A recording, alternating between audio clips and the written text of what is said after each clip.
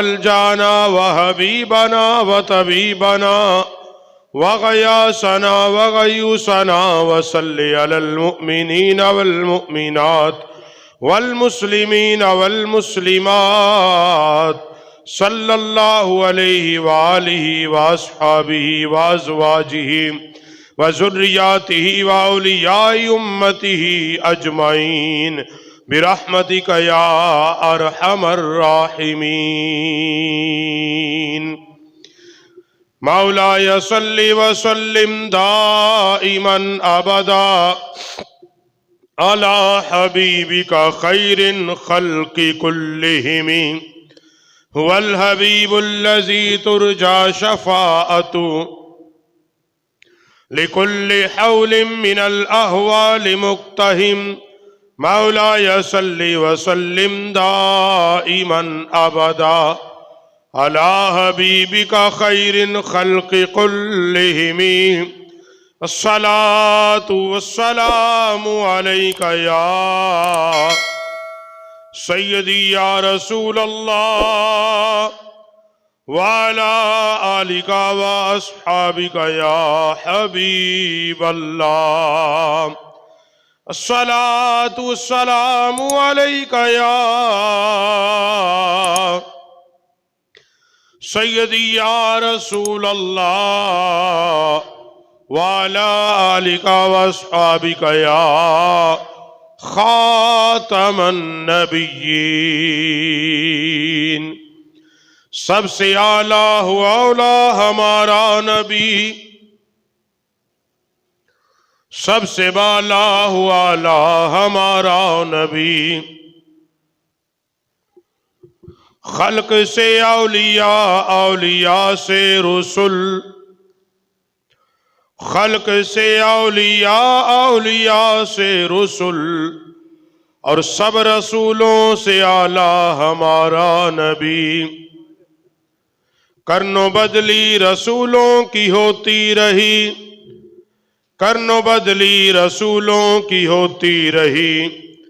چاند بن کے نکلا ہمارا نبی، کون دیتا ہے دینے کو منہ چاہیے، کون دیتا ہے دینے کو منہ چاہیے. دینے والا ہے سچا ہمارا نبی. چمک تجھ سے پاتے ہیں سب پانے والے، میرا دل بھی چمکا دے چمکانے والے. تو زندہ ہے واللہ، تو زندہ ہے واللہ، میری چشم عالم سے چھپ جانے والے. انہیں جانا انہیں مانا نہ رکھا غیر سے کام، للہ الحمد کہ میں دنیا سے مسلمان گیا. سب سے اعلیٰ و اولا ہمارا نبی، سب سے بالا و اعلیٰ ہمارا نبی. ہر قسم کی حمد و ثنا اللہ جل وعلا جو ساری کائنات کا حقیقی خالق، مالک، رازق، رؤوف الرحیم. درود و سلام ان گنت و بے شمار آمینہ کے لال، پیکر حسن و جمال، سید العرب والعجم، شافعی امم، غم خساروں کے غم خسار نبی، بے سہاروں کے سہارا گر نبی، بے یاروں کے مددگار نبی، رازدار غیب دان تیرے اور میرے لجپال جناب محمد الرسول اللہ صلی اللہ علیہ وآلہ واصحابہ وبارک وسلم کی بارگاہ بے کس پناہ کے اندر ہدیہ درود و سلام. احباب ذی وقار، نبی پاک صلی اللہ علیہ وسلم کی جو زندگی ہے یہ ہمارے لیے کامل ترین نمونہ ہے. اس لیے قرآن پاک نے اللہ فرماتا ہے من یطع اللہ، کہ تم اتباع کرو اللہ کی،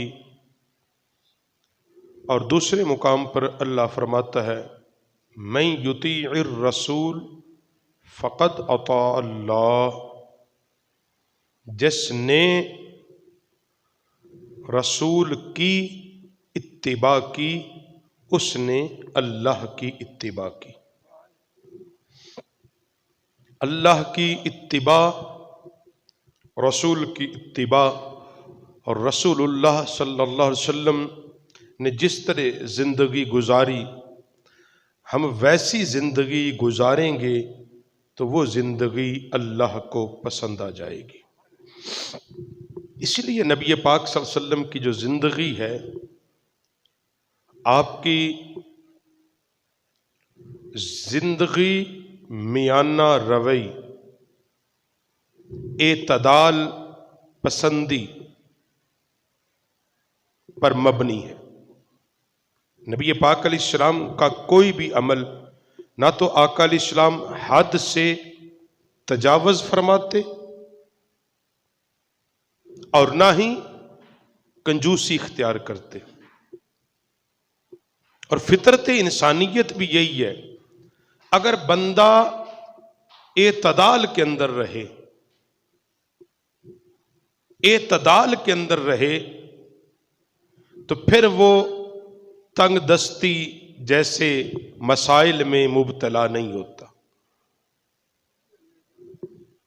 اعتدال پسندی، قرآن پاک نے اسی بات کو بیان کیا والذین اذا انفقوا لم یسرفوا، فرمایا کہ وہ لوگ جب خرچ کرتے ہیں تو فضول خرچ نہیں کرتے، لم یسرفوا، اسراف نہیں کرتے، فضول خرچی نہیں کرتے، اور نہ وہ تنگی کرتے ہیں، یعنی کنجوسی بھی نہیں کرتے، بلکہ ان دونوں کے درمیان میں رہتے ہیں۔ ہو سکتا ہے کہ آپ کے بعض اعمال مقدار کے اعتبار سے بہت زیادہ ہوں، ممکن ہے، مگر وہ آہستہ آہستہ کم ہوتے ہوتے ممکن ہے آپ کو شریعت اسلام کے خلاف بغاوت پر ابھار دے۔ اسی لیے نبی پاک صلی اللہ علیہ وسلم نے اعتدال پسندی کو اختیار کیا، وہ عبادت ہو، ریاضت ہو، زہد و تقوی ہو، وہ مال کو خرچ کرنے کا معاملہ ہو، ان ساری چیزوں میں اگر ہم نبی پاک صلی اللہ علیہ وسلم کی زندگی اور حیات کو دیکھیں تو وہاں ہمیں ایک درمیانہ رستہ نکلتا ہوا نظر آئے گا، اعتدال پسندی کا رستہ نکلتا ہوا نظر آئے گا۔ اگر عبادت کی بات کرے تو نبی پاک علیہ السلام نے اس بارے میں خوبصورت ترین حدیث، میرے آقا علیہ السلام نے فرمایا کہ اللہ کو سب سے زیادہ پیارا وہ عمل ہے جو مقدار میں تھوڑا ہو مگر مسلسل ہو، تسلسل کے ساتھ ہو۔ کوئی بھی عمل، وہ نوافل ہو، وہ نفلی روزے ہو، وہ صدقات ہو، وہ اللہ کی راہ میں خرچ کرنے کا معاملہ ہو، وہ نماز تہجد کی بات ہو، چاشت اور اشراق کی بات ہو، وہ درود پاک پڑھنے کی بات ہو، تلاوت قرآن کرنے کی بات ہو، تو ان ساری چیزوں میں نبی پاک علیہ السلام نے جو فرمایا کہ اللہ کے ہاں جو پسندیدہ عمل ہے وہ یہ ہے کہ مقدار میں چاہے وہ تھوڑا ہو لیکن مسلسل ہونا چاہیے۔ یعنی ایک رات ہم نے 100 نوافل پڑھ لیے اور اگلے دن ہم نے نماز فجر بھی چھوڑ دی، اللہ کو ایسا عمل پسند نہیں ہے۔ ہم نے نفلی روزے پورا مہینہ رکھ لیے اور پھر ہم نے جا کے فرض بھی چھوڑ دیے۔ پیسہ آیا، ہم نے لاکھوں لاکھ خرچ کر دیا مگر جب دین اسلام کو ضرورت پڑی ہم ایک پیسہ بھی نہ دے سکے، کیونکہ ہم نے اعتدال کے رستے کو چھوڑا۔ ایک دن ہم نے قرآن پاک پڑھا، ہم نے 5-7 پارے پڑھ دیے، اور دوسرے دن ہم نے کھول کے ایک سورت بھی نہیں پڑھی۔ کیوں؟ ہم نے جب حد سے تجاوز کیا، حد سے جب بڑھے، اعتدال کے رستے کو چھوڑا، تو پھر اس کا نتیجہ یہ نکلا کہ اگلے دن ہم وہ عبادت بھی نہیں کر سکے جو اللہ نے ہم پر فرض کی تھی۔ اسی لیے نبی پاک صلی اللہ علیہ وسلم نے فرمایا کہ اللہ کو وہ عمل پسند ہے جو تھوڑا ہو مقدار کے اندر، مگر مسلسل ہونا چاہیے، ہر روز ہونا چاہیے۔ اب تہجد کے نفل لازمی نہیں آپ 20 پڑھیں یا 12 پڑھیں، چاہے 2 پڑھیں، مگر پھر روز پڑھیں، ڈیلی پڑھیں۔ اللہ کی منشا یہ کہ میرا بندہ میری عبادت پر استقامت کتنی رکھتا ہے، استقامت کتنی رکھتا ہے۔ قرآن پاک کی 2 آیتیں پڑھیں مگر روز پڑھیں، کیونکہ نبی پاک صلی اللہ علیہ وسلم نے فرمایا کہ جو بندہ قرآن پاک کی 2 آیات پڑھتا ہے ہر روز فجر کی نماز کے بعد 2 آیتیں تلاوت کرتا ہے اور پھر ان کو سمجھ لیتا ہے، پھر ان کو سمجھتا ہے، یعنی ترجمے کے ساتھ پڑھتا ہے، اس کے معنی سمجھتا ہے، اس کے مفاہیم سمجھتا ہے، وہ 2 آیتیں فجر کی نماز کے بعد اللہ کے قرآن کی 2 آیتیں انسان پڑھے، ترجمہ پڑھے، ان کو سمجھ لے، نبی علیہ السلام نے فرمایا اللہ اس کے بدلے میں اس کو جو اجر دیتا ہے وہ اتنا جس طرح اس نے بیت اللہ کے اندر 2 سرخ اونٹنیاں اللہ کی راہ میں قربان کی ہوں۔ بیت اللہ کے اندر 2 سرخ اونٹنیاں صدقہ کرنے کا جو ثواب ہے وہ قرآن کی 2 آیتیں پڑھنے، سمجھنے، ترجمہ کرنے کا ثواب ہے، مگر شرط کیا؟ مسلسل ہونا چاہیے۔ ایک دن ہم بیٹھے، ہم نے ایک رکوع سمجھ لیا، اگلے دن ہم نے کھاتے ہی چھوڑ دیا۔ اعتدال پسندی قرآن پاک نے فرمایا کہ لم یسرف، فرمایا کہ جو مومن ہوتا ہے وہ اسراف کرتا ہی نہیں، وہ فضول خرچی کے قریب تر نہیں جاتا۔ اور صحابہ کرام کی زندگیاں اس بات کی شاہد اور گواہ ہے۔ حضرت امیر المومنین سیدنا ابو بکر صدیق رضی اللہ تعالی عنہ، آپ نے ایک دن اپنے گھر میں اظہار کیا کہ میٹھے کو جی چاہتا ہے، کچھ میٹھا کھایا جائے، میٹھا کھانے کو جی چاہتا ہے۔ آپ کی زوجہ محترمہ نے تھوڑا تھوڑا آٹا، تھوڑا سا گھی بچاتے بچاتے ہفتہ یا 10 دنوں کے بعد گھر میں میٹھا تیار کیا۔ سیدنا ابو بکر صدیق پاک تشریف لائے، اب وقت کے امیر المومنین تھے، وقت کے امیر المومنین، ہزاروں مربع میل کے حکمران، والی مدینہ النبی صلی اللہ علیہ وسلم، ریاست مدینہ کے امیر، آپ گھر میں آئے، آپ کی زوجہ محترمہ، آپ کی اہلیہ، آپ کی بیوی نے وہ میٹھا آپ کے سامنے رکھا۔ آپ نے فرمایا یہ میٹھا کیسے بنا ہے؟ گھر میں کوئی اضافی چیز میں نے بھیجی کوئی نہیں، میں امیر المومنین ہوں، وقت کا بادشاہ ہوں، ایک مخصوص چیزیں بیت المال سے میرے کھاتے میں تھی، مگر یہ میٹھا کہاں سے آیا؟ یہ گھی، یہ آٹا، یہ شکر، یہ گوڑ، یہ چیزیں کیسے؟ آپ کی زوجہ نے کہا کہ آپ نے ایک دن اظہار کیا تھا کہ میرا جی چاہتا ہے میٹھے کو، میں ہر روز تھوڑا سا آٹا، تھوڑا سا گھی، تھوڑا سا میٹھا بھی چاہتی تھی، مجھے بڑے دن لگے ہیں اس کام کرنے میں، اس لیے آج تیار کیا ہے۔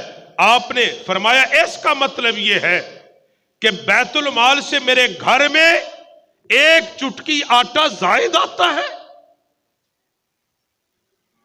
آپ نے مالیات کے وزیر کو بلایا، بیت المال کے دربان کو بلایا، فرمایا آج کے بعد اتنا آٹا، اتنا گھی اور اتنا میٹھا میرے گھر میں کم بھیجنا، اس سے کم میں گزارا ہوتا ہے۔ تو صحابہ کی زندگی یہ تھی، اعتدال پسندی، میانہ روی، کھانے کے اندر بھی میانہ روی، پینے کے اندر میانہ روی، زندگی گزارنے میں اعتدال پسندی۔ سیدنا عثمان غنی اپنے بیٹے کو اس بات پر جھڑکتے تھے کہ دودھ کے اندر شہد ڈال کر کیوں پیتا ہے؟ کہا ابا جی حرج کیا ہے؟ فرمایا دودھ بھی تو میٹھا ہے۔ کھانے کے اندر فرمایا دودھ جب میٹھا ہے اس کے اندر شہد کیوں ڈالتے ہو؟ یہ فضول خرچی ہے۔ یعنی آپ اپنے گھروں کے اندر کھانے پینے کے اندر بھی اعتدال پسندی کا یہ رواج تھا۔ ایک میں آپ ہم سب ہمارے گھر ہیں، ہمارے گھروں کے اندر یہ تو دور کی بات نہ کہ دودھ میں شہد کیوں ڈالا، شکر کیوں ڈالی، ہمارے گھروں سے ہر روز جتنا اضافی کھانا ضائع ہوتا ہے، جو ہم سیوریج اور گٹر کی نظر کرتے ہیں، جو ہم چھان بورے کی نظر کر دیتے ہیں، سوکھی روٹیاں صبح پکائی ہم شام کو نہیں کھائیں گے۔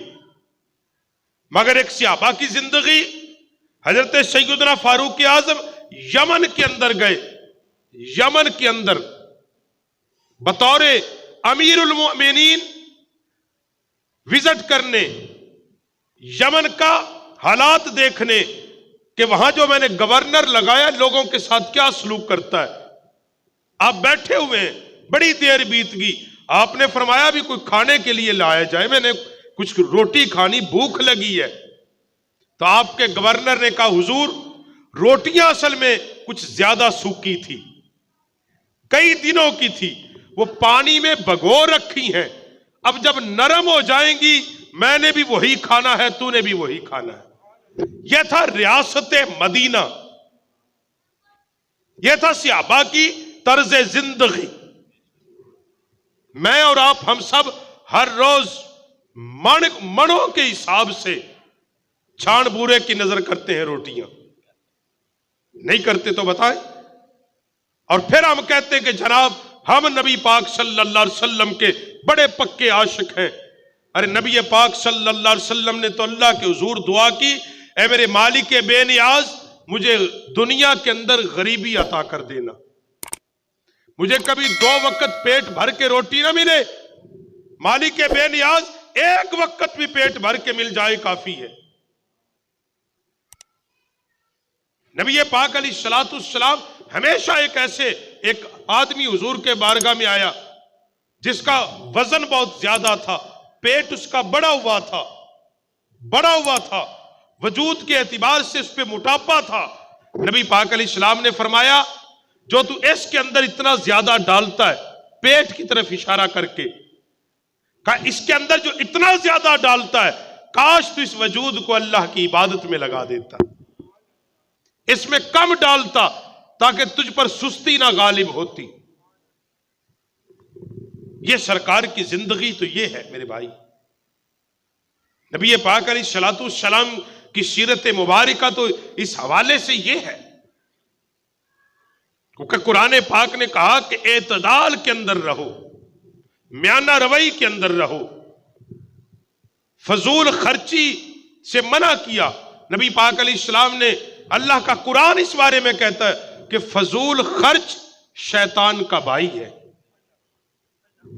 فضول خرچ شیطان کا بھائی ہے، شیطان کا ہم نوا ہے جو فضول خرچی کرتے ہیں۔